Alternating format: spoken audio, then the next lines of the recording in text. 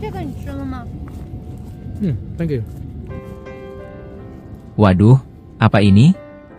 Ya, di sore yang sejuk itu, September 2025, Kanal jalan-jalan mengunjungi Qingxi Courtyard Campsite di distrik Hongshan, Chifeng, Mongolia Dalam.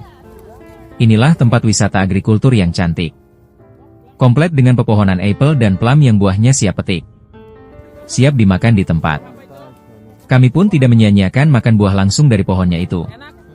Segar dan manis. Tanda bahwa pengelola tempat wisata agrikultur itu merawat seluruh aset perkebunannya dengan apik. Tempat itu pun menjadi lokasi wisata alternatif di Mongolia Dalam, salah satu provinsi di Tiongkok tersebut. Tertarik mengikuti perjalanan kanal jalan-jalan di Tiongkok? Ikuti terus channel ini. Jadi, tempat wisata mana lagi yang akan kita tuju?